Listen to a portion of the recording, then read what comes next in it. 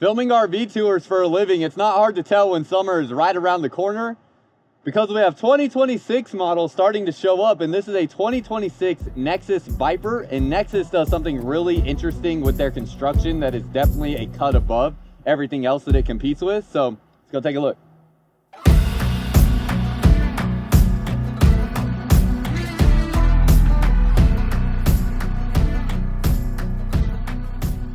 What's up, y'all? Welcome back to another video. If you're new here, my name is Myles with Firmly Unbound, and we are here at Motorhome Specialist today. If you've seen some of my previous videos, we've been out here filming all kinds of motorhomes because this is the biggest motorhome dealership in America. They have hundreds and hundreds of motorhomes here, and this is part of the Blue Compass RV family. So if you're looking for your next RV, and especially a motorhome, which, by the way, if you're somebody that kind of has the idea that only something with a engine in it is RV, I understand where you're coming from, but that is actually not correct. I would encourage you to look up the definition of vehicle, and you'll see that it actually doesn't require having an engine for something to be described as a vehicle. In fact, even a cart is listed as a vehicle in the definition. So that would mean that this motorhome here is a type of RV, and Motorhome Specialist is exactly what it's named. It's a motorhome specialist store where you will get the best experience shopping for a motorhome anywhere in the country here at Motorhome Specialist in Alvarado, Texas, as you'll see more RVs here than you'll see at basically any RV show across the country, or more motorhomes, I should specify.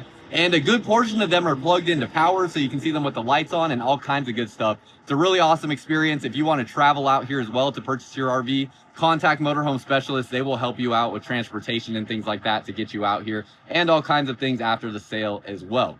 Now, here on this Nexus RV, the most important thing to know, first of all, this is a 29B, so you'll be able to see the floor plan layout and the specs on the screen. And as you look at that, this here has a steel frame on this motorhome. So instead of having an aluminum cage like pretty much everything else in this kind of size and a lot of lower priced models that will be comparable to this, they're going to have aluminum framing on the portions of like the sidewalls and the roof and things like that, whereas Nexus is going to have a steel frame. So that is really going to differentiate Nexus from a lot of different brands out there that it will compete with. And if you see something that looks almost identical to a Nexus motorhome and you're like, wow, why is it, why is Nexus so much more expensive? And maybe not even so much more expensive, but just more expensive nonetheless.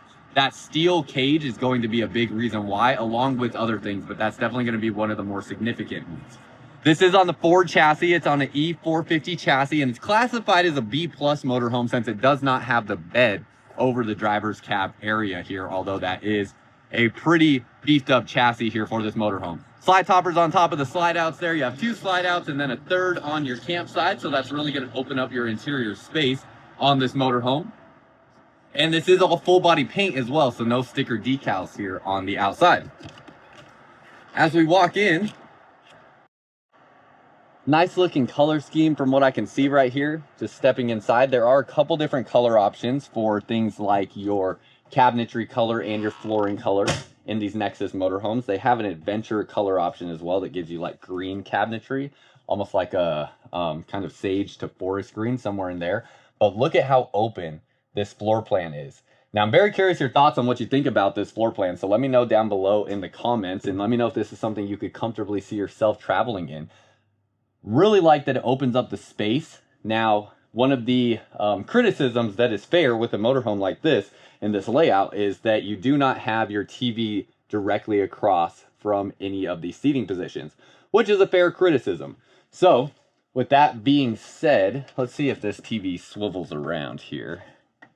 What do we got going on under here? I didn't come and play with this TV beforehand. Okay, it does. So yeah, you can extend this TV out and it will swivel around. That can help with your experience, as this will come out a little bit and can rotate. But if that's something that's an absolute deal breaker for you, let me know down below in the comments. Now, your recliner seats here are very, very large and plush. As you can see, you have 2 seat belts there. Let's sit back down real quick and really give it a test on the comfiness. It's a little bit more on the firm side, which I actually appreciate. I really don't like when I like squish heavily into a recliner seat. Oh, and yeah, it lays back real nice there, so you can actually get a nice comfortable nap in. As you can see, I can lay all the way back, and this is very comfortable, certainly more comfortable than some other recliner seats that you'll find in some of the less expensive motorhomes. But let's keep the camera focused over here for a second. Lighter furniture color. Also has really nice woodwork through here. So this is all solid wood with what you're seeing on these valances there. Have a larger microwave that does have the convection oven or air frying combination there than you'll find. Larger than a lot of other motorhomes. Pop-up tower there for outlets and USB Type A and Type C ports. 3-burner stove, and you do get the oven. So while a lot of other motorhomes have gone away from having any sort of oven, you still do get a small little oven here, so you can use that for different things. Curious your thoughts on having the oven versus not having it, because that is certainly another drawer or cabinet opening that could be in this space that is not able to be here for the oven. And I'm curious if you'd rather have the storage or the oven. Using standard plywood drawer construction there. And then outlet here in this space, you can see your light switch for the LED lights up underneath the countertop. 3 drawers here that open up, and no soft close on those, and they are using the little plastic latches there. Flip up countertop space. This is a wrapped laminate style countertop on here, so not a solid surface like a ceramic style countertop.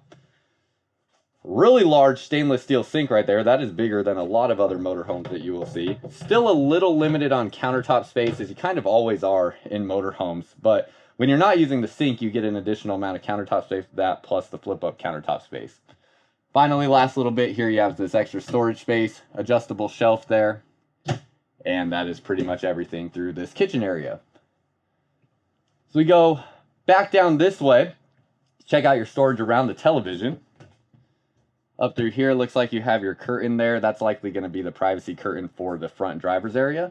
Nice lighting back in there as well. These are a tinted glass cabinet door. And then looks like you'll likely have symmetrical, same thing on this side with outlets in this space going to the TV. So easily could fit gaming consoles and things like that into this area for having the ability to watch movies and stuff like that on the road, or whatever you may bring along with you for your entertainment. Storage space up here above your seating area. And then you do have this booth dinette. It's going to be legless there. You do have a little bit of a step up, so you'll just have to kind of elevate your feet just a little bit to get up into that area. And then this bed can drop down, or sorry, this table can drop down to make this space into a bed. While we're still looking at this area, let's look underneath here, and you can see this is screwed down into the space. So you actually cannot get down underneath there, I don't think. There is a little, okay, yeah, you cannot get down underneath there. You'd have to unscrew it to get under that space. So no storage down underneath here. Do have an outlet down in that space there. And then right here, we can see some different specs on the unit. I know we already took a look at this on the screen, but just go through it real quick. You have a 12.2 gallon LP tank on here. That's kind of confusing because most manufacturers list it as a metric in pounds. Like you'll see like a 30-pound propane bottle. This has it in gallons. 28 gallon black tank, 28 gallon gray tank, 40 gallon freshwater tank, and it is 30 feet and 8 inches.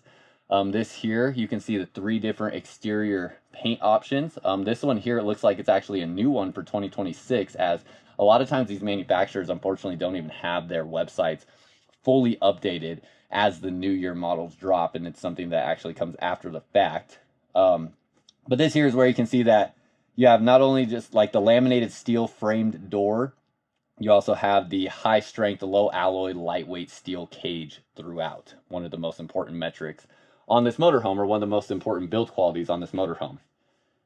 It's on the Ford E450 chassis, and it does not have cloth seats. They actually put leather on these seats that matches the interior leather in this motorhome. So you have your emergency start switch right there. You're going to have a standard cruise control on here. It does not have adaptive cruise control. Looks like you have powered mirrors and heated mirrors as well. And pretty standard Ford chassis here with a dual little monitor there, and that looks like your backup camera and all of your camera systems will also run through there, as it has a standard digital, or not digital, just a standard mirror. Have your sunshades, and you can see right here the different Velcro areas for your privacy shade that can cover this area to give you your privacy when you are out at your campsite. So we turn back around this way. Let me give you a little like height test, because I'm standing at about 6'3" with my shoes on right now. And it's not a super tall motorhome, actually. I would say the ceiling height's probably only good for a max of about 6'5". It does feel a little bit more condensed in here because of that. It's not a huge deal breaker or anything, but it is something where it does feel a little bit shorter. So we'll see how that translates when we get to the bathroom and shower areas. which we're going to head back that way as we go back that way. Asdel composite sidewalls. So you can see here they are doing Asdel sidewalls on this motorhome. Has your auto leveling controls here, battery disconnect switch, solar charge controller down in this area, and some light switches as well. Let's flip these on. A couple safety lights down there. Just make sure all the lights are on so we're not missing anything. A little bit of extra storage here. And then you have the Furrion refrigerator. Now this refrigerator, nice thing about it is whether you're coming from the kitchen side or you're coming from the bedroom side, doesn't matter. You can open the refrigerator from both sides. And then down underneath here, you have your freezer portion, which is going to do the same thing. Opens from both sides. Going back into the bathroom and bedroom area, you got your AC here. AC is ducted through this motorhome, ducting going down both sides. 2 ACs on here, both connected. And as we go back this way, have your bed in this space. Looks like this is going to be about a 60 by 74 inch queen size bed. So a little bit shorter queen. Comes with actually, it's not a terrible mattress, but it's definitely more on the cheap side. Yeah, not like the greatest mattress ever. Some people might not find any issue with it. Maybe just throw a memory foam pad on top and you might be good, but some people may find the need to upgrade that mattress. You have your AC controls right there. Also has auto gen start on this motorhome as well. You have individual reading lights here in this space. Got your storage space around there, and then you turn this way, and you have quite a bit going on in this area. Lots of storage. So clothing rods on both sides, lights that turn on there. You have your mirrors, 6 drawers down underneath here. See if these are all the same size. Yes, they are. Cool. Same size on those. Big open storage space through here. And then you have your TV in the bedroom. That's about a 32-inch screen TV, which feels pretty big for this space. And then you have a little bit of hidden storage back behind there with a magnet latch to hold that in place. And also, under the bed, you do have access to that. Looks like we got a freshwater tank and some electric components underneath there. Water filtration system under there as well. So all of that stuff is very easily accessible. Now in this bathroom area, little interesting because this bathroom door is actually going to act as your privacy door when you're taking a shower, for instance. So that will close like so and give you your privacy going into the shower. Shower is a plastic 2-piece shower here. It's a radius shower. And you can see it has an adjustable height shower head. Now it's quite a big step up into this shower. You can see that lip there. Looks like we're probably going to lose at least about 8 inches of ceiling height stepping in here. So I'm curious how this is going to go. Wow, actually not too bad. You could probably be at least about 6'4" and fit in this shower. I would have to significantly duck to get under the shower head though, but it actually has a little bit more ceiling height than I would have thought. So not terrible. I'd say if you're over 6'4" though, that's going to be a shower where you're going to be required to duck down to fit into that space. And the bathroom space is going to be interesting as well because look at this step up for your toilet there. That is going to make this sit at a pretty good height there, but it's just a little unordinary from what you're used to seeing. Makes it so you don't have heat vents in the floor, keeps the heat vent coming out from underneath that toilet there, and this is a porcelain foot flush toilet. Still plenty of countertop space on both sides, and that toilet's not sitting too terribly high. It's still at a very comfortable seating position. Have your stainless steel sink there, and then medicine cabinet storage. Nice ample space there. Has a smaller vent fan here in the bathroom. And then we have liquefied. This is a black tank treatment you can find for your RV on Amazon. They have it in this powder formula, liquid formula, and pods formula, and that is going to make sure your black tank stays smelling fresh and everything is breaking down properly and decomposing so your black tank stays healthy. Down underneath here, individual shutoff valves on the water lines. Love to see that. That is very nice. And again, solid wood cabinet door. And tankless on-demand Fogatti water heater. Now that is pretty much everything on the inside, so curious what you think. Let me know down below in the comments. With the slides closed, let's go ahead and see if we can close these up real quick. It shouldn't be all too difficult. Looks like, where'd the slide switches go? I literally was just messing with them a second ago. And now I can't find where they were. Oh, here we go. They're the big switches. There we go. Wrong one. Push this slide in. Nice thing too about this slide mechanism, it is a cable driven slide. It allows you to move both slides at the same time. So a lot quicker being able to do that. See, it looks like even here on the side of the slide out, they have some weatherproofing stuff right here. Push these together and you are going to have a narrow walkway through here. Some people might find the need to sidestep this a little bit because let me show you kind of what this looks like as I walk through it so you can get an idea for perspective. It's one of the things where I wish I had another camera person. There's just takes a long time to just get things set up on a tripod or whatever, and I have this like kind of short tripod setup, but it's not ideal. So maybe one day I'll get some help. But anyways, you walk through here and you can see, even me being pretty slender, I feel the need to sidestep it. So this is what you'll be looking at when you are going down the road. Obviously your seats are not going to recline or anything like that when you are in transportation mode, but you'll be able to sit right here and enjoy the TV or anything like that while you are traveling. So you have the ability to just kind of lounge out and hang out here. Or if you want that more direct on view from the TV, you can sit in the booth area as well. And the only thing you also won't have like great access to in road mode is some of your storage here in the kitchen area. So you'll have that storage that's blocked there, and you'll have your sink that you can still get to. It's just not going to be able to be like stood in front of. And that is pretty much it. So let's go ahead and hop outside, see what we got going on outside here. Lots of different storage areas. Again, slides are closed now, so you can kind of see what this looks like with the slides closed on the outside. You have frameless windows on this motorhome. It has hand-cooked tires. These are the Dynapro HT tires. And then coming along this side, you have a fiberglass step going into the driver's area. Side camera here, located right there. Going along this side, open up this door, and you have your propane bottle there. Twist that over, work our way down, see what we got down through here. Wow, these are metal storage bay area, so not like a rotocast material. And you can see that actually passes all the way through to the other side. Nice spot where fishing poles would fit. Open this up, same thing there, also passes through. Wow, very nice. That's not very common to see pass-through storage like that on Class C motorhomes. Back along this way, this kind of has a little lip there that you could stick stuff up into, but not too practical. Water tanks are up in this area as well, and you have some ducting and water lines running through that area. Outlets out here as well. See, even that cap is painted, which is nice, gives it a better aesthetic. And then you have about a 27-inch to 32-inch screen TV outside here. Last little storage door. Wow, that passes all the way through to the other side as well. That's some of the most expansive storage I think I've seen on a Class C motorhome. I mean, there's different ways that Class C motorhomes kind of put their storage together, but I've never seen so many pass-through storage areas like this Viper has.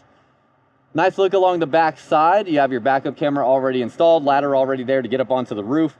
Now, if you want to tow a vehicle behind your motorhome, this hitch is rated for 7,500 pounds back here, or you can put something like a motorcycle rack, or you can just put any sort of accessory rack back in this space. Again, cable-driven slides on your slide mechanisms. You have your water connections all through here, your outdoor shower, and this looks like a satellite connection right there. Let's go up on the roof real quick and see what we got going on up there, because that also might be something that's a little different. Let's see. Yeah, looks like it. Yep, that is a fiberglass roof on this motorhome. So steel cage and a fiberglass roof. Definitely two things that are making this motorhome a lot more premium in terms of construction aspects than a lot of other motorhomes out there. It's something where, you know, you're certainly not going to have a, you know, cheaper build in terms of the core materials here that your motorhome is being made out of. One thing to always talk about that is always important to mention, with your seals on any RV, no matter the price point, you want to come up and check these seals as often as possible. Make sure that there's no holes or cracks or anything like that in the seals where water could potentially leak. It's something that's a very common problem. The only way your roof can leak with any sort of RV is if there's a hole somewhere up here. And if you're getting up here to check it, you'll be able to prevent roof leaks from happening, but you need to understand you should be doing that from the very first day that you purchase your motorhome, if you care about it, or any RV for that matter. A lot of people will argue or just say like, oh, well, I shouldn't have to do that or whatever. And it's like, yeah, I agree, but I don't really like talking about how things ought to be. I like talking more about how things are in reality. And in reality, if you want to protect your investment, check your roof seals as often as you can. And if there are any holes or cracks, make sure they're sealed over so that you do not have a roof leak. And that is something that is completely preventable if you are just checking your roof. And it's something that absolutely can occur if you are not checking your roof. So just be mindful of that. This is all that pass-through storage that we saw. You have your fuel tank right there, your tankless on-demand water heater, and then lastly, we have our generator. Again, these are all pass-through storage areas. And this is a 4,500 watt generator, so everything on your motorhome will be able to run off of that generator as well. Or I say everything, sometimes I'm like curious. I don't know that you'd be able to probably run both air conditioners and something like your microwave all at the same time. That might overload something like that generator. I know I have a 4,500 watt generator that I use to power different RVs when I'm going to film these tours for you guys. And a lot of times my 4,500 watt generator will overload simply by just trying to run 2 air conditioners at the same time. So I'd be curious to see exactly how that performs on this motorhome, but I would imagine they're putting something on there that's at least capable of running the 2 air conditioners.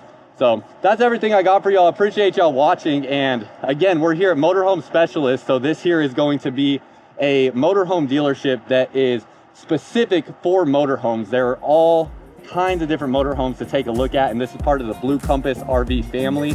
And if you're looking for your next RV, there's a link down below in the comments and description that will help you out with getting started for finding your next RV. And that's all I got for y'all. Until next time, live firmly unbound.